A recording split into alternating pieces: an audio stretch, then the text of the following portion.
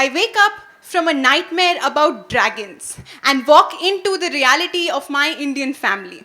I try to ask my mother for breakfast, but she becomes a dragon. Tells me my brother's future wife needs to be executed, our grandmother needs to be executed. There is one word for my new aunt, and that is gold digger. And can I leave her alone so she can decide what to wear in her next wedding? There is no school today. All kids are going for a family picnic so the women can plot their homemaking conveniently on a grassy lawn. The episode ends and the dragon becomes my mother, or my mother becomes the dragon. Dear Ekta Kapoor, you sit in your grassy lawn at 42, making fireless dragons out of women for years and say, Indians are not ready for progressive shows. In your story, women are more capable of coming back to life after dying a grand total of 3 times than they are of getting a life. There is always that one bad woman in the house. The story isn't over until one woman hates another. Kamalika got all of these stairs to walk her wickedness down, too busy being the beacon of hate. Thank you for planting that the biggest threat to women is women. That ways, we'll never stop believing men were only made to love us. So my mother moved on from Prerna and her kasauti and switched to Turkish soaps a long time ago. But she still sleeps under the feet of men, knows it is wrong but falls weak anyway. They gave you the 2012 Social Empowerment Award, which is fair because it is you who has been empowering the men all along. Your world does not rule ours, it mocks it.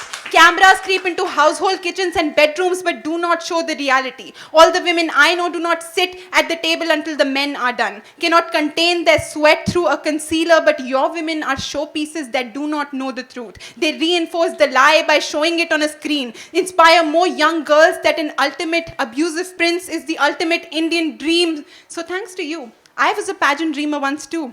Growing up, watching your circus on Star, imagining myself as one of your socially engineered damsels, certain that there must be a man somewhere who will buy me bangles, like my tea, love me more when I respect his bigoted uncles unconditionally. And now I wonder, when you sit with skyrocketing viewer statistics in your lap, knowing your audience loves yielding women, pleading women, wears makeup to cook dinner women, does it make you feel successful or attacked? How convenient to step out of the game and into the first world. Let your puppets play, dolled up to walk down the aisle looking perfectly marriageable and beautifully miserable. I wonder if they can hear the background music too, or if the background music is a laugh track, like the artist next door who said art is supposed to reflect the society, and I said, hell, how do you know where to place the mirror? But this televised dystopia of submissive women has a shelf life shorter than your fame. Because one day Kusum will move on. Kumkum will find a dream that is not love. And Tulsi Virani will sit in boardrooms making policies for girl-child education. It will happen in reality TV. More reality than TV.